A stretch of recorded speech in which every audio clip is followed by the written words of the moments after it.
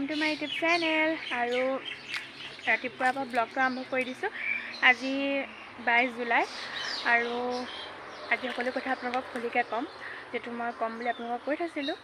আৰু গাটো অলপমান ভাল পাইছোঁ বাৰু দুদিন ধৰি, সেইকাৰণে আজি মই ভিডিঅ' বনাবলৈ ষ্টাৰ্ট কৰিছোঁ আৰু আশা কৰোঁ সকলোৱে চাই ভালেই পাব। তেন্তে বলক মই আগে কথাখিনি আপোনালোকৰ লগত শ্বেয়াৰ কৰি লওঁ। হেল্ল' এভৰিৱান, আৰু এতিয়া মই সকলোখিনি আপোনালোকক কথাখিনি ক'ম। মানে মই যোৱা তাৰ আগৰ মাহত মই মে' 9 তাৰিখে হোৱা আৰু জুনৰ 9 তাৰিখ পাৰ হৈ 11-12 মানত হ'ব লাগিছিল, কিন্তু মই নহ'লোঁ। প্ৰায় মই 15 দিনমান পিছুৱাই দিলোঁ। এনেইতো মোৰ 6 দিন বা 10 দিন পিছুৱাই, এইবাৰ মোৰ বহুত 15 দিন আৰু 18 দিন পিছুৱালোঁ। তথাপিতো মই ডক্টৰৰ ওচৰলৈ যোৱা নাছিলোঁ বা পেগানিউজ টেষ্ট কৰা নাছিলোঁ।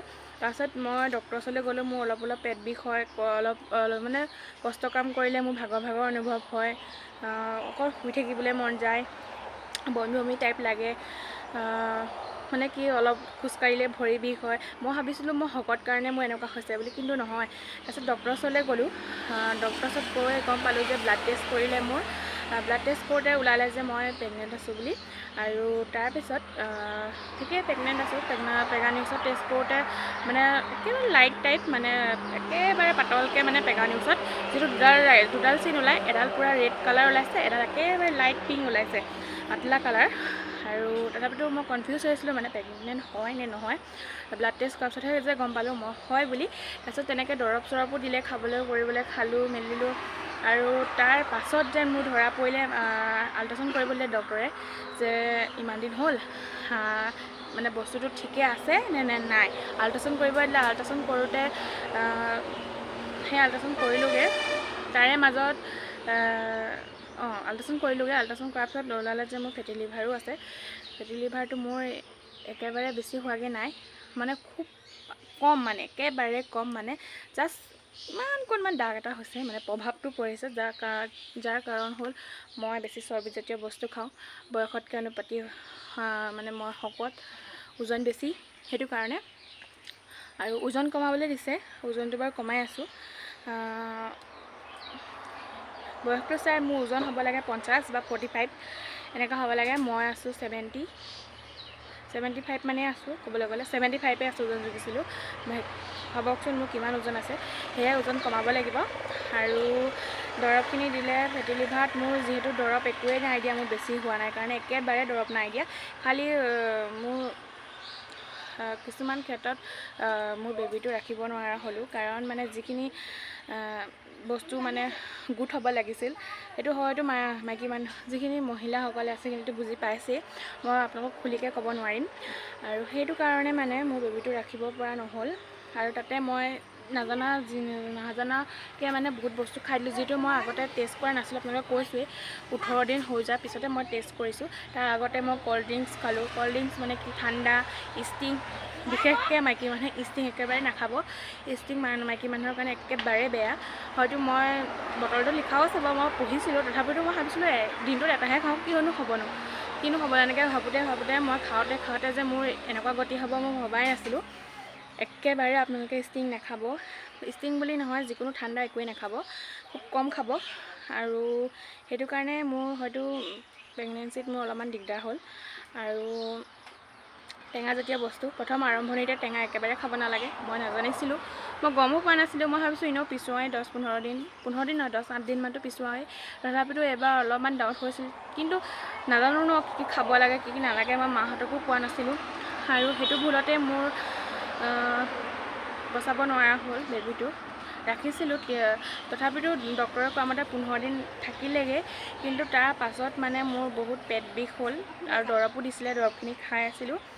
গাত মোৰ তেজো নাই, সেইকাৰণে দৰৱখিনি খোৱাৰ পাছত মোৰ মানে অলপমান ব্লিডিং হ'ল। 15 দিনৰ পিছত দৰৱখিনি খোৱাৰ পাছত 15 দিনৰ পিছত ব্লিডিং হ'ল।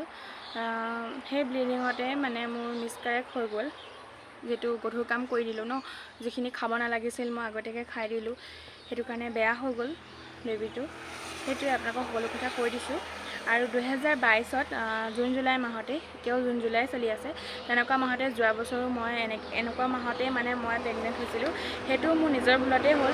তাত মই হাজবেণ্ডৰ ঘৰত আছিলোঁ, মই গম পোৱা নাছিলোঁ যে সেইটো বাৰু মই নিজৰ ডাউট কৰিছিলোঁ দেই, সেইটো প্ৰেগনেণ্ট আছিলোঁ বুলি, কাৰণ মই সেইটো পূৰা একদম সেইটো মই 15 দিন পিছুৱাই গৈছিলোঁ। আৰু পেগানিউজ টেষ্ট কৰিছিলোঁ লগালগ মই তেতিয়া টেষ্ট কৰোঁতে ওলাইছিলে, কিন্তু কি খাব লাগে নালাগে মই মাহঁতকো সোধা নাছিলোঁ বা মোৰ শাহুৱেতেও কোৱা নাছিলে। তেনেকৈ মই অমিতা আনাৰস খাই দিলোঁ, ঘৰতে আনাৰস আছে দেখি আনাৰস খালোঁ, অমিতা খালোঁ। সেইখিনি ভুলৰ কাৰণে মোৰ তেতিয়াও মিছকাৰেক্ট হৈ গ'ল, এতিয়াও হ'ল। হয়তো ভগৱানে শিক্ষাৰ কাৰণে এইখিনি শিক্ষা পাবলৈ কাৰণে হয়তো এইখিনি মই এতিয়া ভুগিছোঁ আৰু জানিছোঁ। হয়তো পিছলৈ মই এনেকুৱা ভুল নকৰোঁ, জানি বুজিতো কোনো কেতিয়াও নকৰে, ভুলতেই হয় বাৰু। তথাপিতো এতিয়া যিমানখিনি শিকিলোঁ, পিছলৈ যেন মোৰ ভুল নহয়, সেইখিনিয়ে মই আশা কৰিছোঁ। আৰু আপোনালোকেও ভুলতো নাখাব। যদি মাহেকীয়া পিছুৱাই আপোনালোকে একদম হয়তো ডক্টৰৰ ওচৰলৈ যাব, হয়তো পেগানিউজ টেষ্ট কৰিব। একচুৱেলি ডক্টৰে কোৱা মতে পেগানিউজত টেষ্ট কৰিলে কেতিয়াবা নোলায়ো। হয়, মোৰ ওলোৱা নাছিলে প্ৰথমতে, মই যেতিয়া টেষ্ট কৰিছিলোঁ ওলোৱা নাছিলে, কিন্তু ব্লাড টেষ্ট কৰোঁতে ধৰা পৰিছে। তাৰ পাছত 15 দিনৰ পাছত মই যেতিয়া টেষ্ট কৰিছোঁ ঘৰতে আকৌ, তেতিয়াহে ওলাইছে দেই। সেইকাৰণে আপোনালোকে হয়তো ব্লাড টেষ্ট কৰিব, ইউৰিন লৈ সেইটো ডক্টৰ হেৰি টেষ্ট কৰিব, সেইটো আপোনালোকে ঘৰত নকৰিলেও। মোৰ ৰিপৰ্টখিনি এইখিনি মই আপোনালোকক দেখাম। সেইখিনিয়ে সকলো কথা খুলি ক'লোঁ। দুখৰ উপৰি দুখ কি ক'ম। আৰু এতিয়া পেটটো বিষ কমাই নাই, যিহেতু মোৰ ফেটি লিভাৰ অলপমান প্ৰভাৱ পৰিছে। চৰ্বি হোৱাৰ কাৰণে মোৰ পেটটো অলপমান বিষায়, আৰু মোৰ বিশেষকৈ গেছ বেছি। আৰু সেয়াই ওজনটো কমাই আছোঁ। বহুতখিনিয়ে ওজন কমিলে বুলি ক'বলৈ গ'লে এসপ্তাহত 2 কেজি ওজন কমাইছোঁ। কিমাননো পাৰিম আৰু যথেষ্টখিনি কমাইছোঁ বুলি ক'বলৈ গ'লে। আৰু বইলে খাই আছোঁ, ৰাতিপুৱা গৰম পানী খাওঁ, দিনত বইল খাওঁ, সেইখিনি। এইখিনিয়ে হ'ল ৰিপৰ্টখিনি। মই বহুত জেগাত টেষ্ট কৰিলোঁ, মই দেখাইছোঁ। প্ৰথমতে কৰিলোঁ মই কমাৰগাঁৱত দেখাই আছিলোঁ, আমাৰ ইয়াতে কমাৰগাঁৱতে দেখাই আছিলোঁ চেম্বাৰত। তাৰপিছত চেম্বাৰত দেখাওঁতে ব্লাড টেষ্ট কৰিলে মোক কমাৰগাঁৱত, ব্লাড টেষ্ট কৰিলে।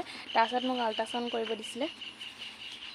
এইখিনি প্ৰথম যিটো মই চেম্বাৰত দেখাবলৈ যাওঁতে, প্ৰথম যেতিয়া মই ডক্টৰক দেখাইছিলোঁ চেম্বাৰত, এইখিনি মোক লিষ্ট দিছিলে।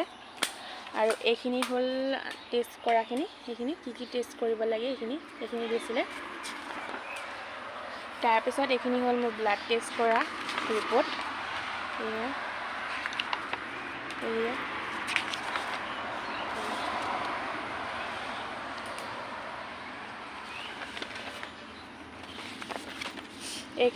এইখিনি মই কমাৰগাঁৱতে দেখাইছিলোঁ।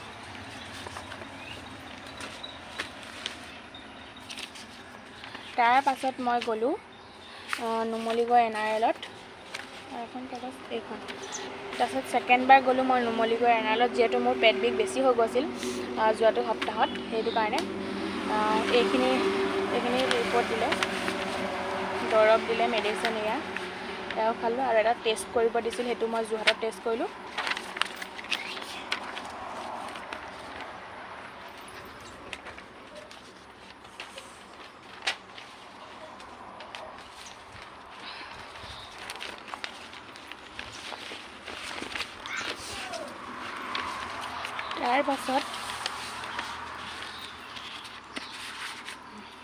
তাৰপিছত মই গ'লোঁ যোৰহাটত এয়া মই আল্ট্ৰাচাউণ্ড কৰিলোঁ।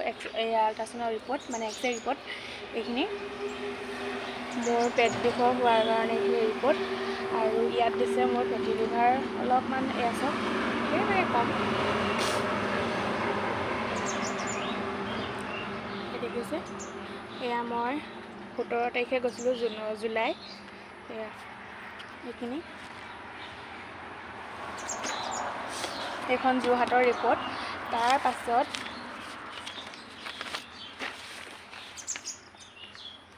এইখন দিছে যোৱাকালি মই আকৌ গৈছিলোঁ নুমলীগড় NRLত দেখাবলৈ।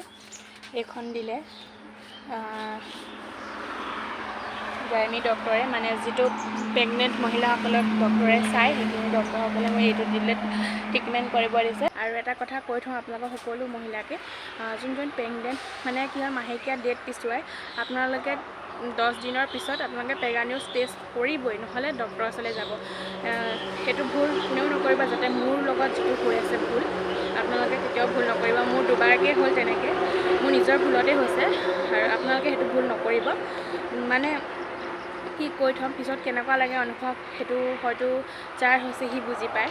সেইকাৰণে কৈছোঁ, মাহেকীয়া 10 দিন 15 দিন পিছুৱাৰ পিছতে আপোনালোকে পেগানিউজ টেষ্ট কৰিব। এইটো নহয় যে মোৰ আজি মাহেকীয়া পিছুৱালে 3 দিন হৈ গ'ল এতিয়া টেষ্ট কৰিলে নোলায়, আপোনালোকে 10 বা 15 দিনৰ পিছত টেষ্টটো কৰিব। আৰু যদি পেগানিউজত নোলায় তথাপিতো আপোনালোকে ডক্টৰৰ ওচৰলৈ যাব, ব্লাড টেষ্ট কৰিব। ব্লাড টেষ্ট কৰিলে সকলো কথা গম পোৱা যায়।